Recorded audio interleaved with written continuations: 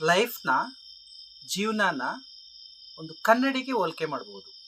ಹೇಗೆ ಅಂತಂದರೆ, ನೀವು ನೋಡಿರ್ಬೋದು, ನೀವು ಕನ್ನಡಿಯಲ್ಲಿ ಮುಖ ನೋಡ್ಕೊಳ್ಳುವಾಗ ನೀವು ನಗ್ತಾ ಇದ್ರೆ ಅದು ನಗ್ತಾ ಇರುತ್ತೆ. ಅದೇ ನೀವು ಅಳ್ತಾ ಇದ್ರೆ ಅದನ್ನು ಅಳ್ತಾ ಇರುತ್ತೆ ಅಲ್ವಾ? ಅದೇ ರೀತಿ ನೀವೇನನ್ನ ಕೊಡ್ತೀರಾ ಅದನ್ನೇ ಪಡಿತೀರಾ. ಮೀನ್ಸ್ ಏನಂತಂದ್ರೆ, ನೀವೀಗ ಪ್ರೀತಿನ ಹಂಚ್ತಾ ಹೋದ್ರೆ ನೀವು ಪ್ರೀತಿಯನ್ನೇ ಪಡಿತೀರಾ. ದ್ವೇಷನ ಹಂಚ್ಕೊಂಡು ಹೋಗ್ತಾ ಇದ್ರೆ, ದ್ವೇಷ ಮಾಡ್ತಾ ಹೋಗ್ತಾ ಇದ್ರೆ ನೀವು ದ್ವೇಷನೇ ನೀವು ವಾಪಸ್ ನಿಮ್ಗೂ ದ್ವೇಷನೇ ಸಿಗುತ್ತೆ ಅಲ್ವಾ?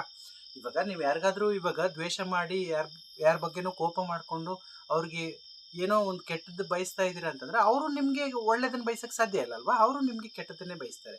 ಅದೇ ರೀತಿ ನಾವು ಪ್ರೀತಿನ ಹಂಚ್ತಾ ಹೋದ್ರೆ ಪ್ರೀತಿನೇ ಸಿಗ್ತಾ ಹೋಗುತ್ತೆ, ದ್ವೇಷನ ಹಂಚ್ತಾ ಹೋದ್ರೆ ದ್ವೇಷನೇ ಸಿಗ್ತಾ ಹೋಗುತ್ತೆ. ಆದ್ರಿಂದ ಯಾರು ಏನು ಮಾಡ್ತಾರೋ ಬಿಡ್ತಾರೋ ಗೊತ್ತಿಲ್ಲ, ಬಟ್ ನೀವು ಏನಂತಂದ್ರೆ ಯಾವಾಗಲೂ ಪ್ರೀತಿಯನ್ನೇ ಇಟ್ಕೊಳ್ಳಿ. ನಮ್ಮನ್ನೇ ಯಾರೋ ದ್ವೇಷ ಮಾಡ್ತಾರೆ ಅಂತ ನಾವೆಲ್ಲ ಅಂದ್ಕೊಳ್ಳೋಕ್ಕಿಂತ ನಾವೆಲ್ಲರೂ ಪ್ರೀತಿಸ್ತಾ ಹೋದ್ರೆ ನಾವು ಯಾವಾಗಲೂ ಖುಷಿಯಾಗಿ ಸಂತೋಷವಾಗಿರ್ಬೋದು, ನಾವು ನೆಮ್ಮದಿಯಾಗಿರ್ಬೋದು.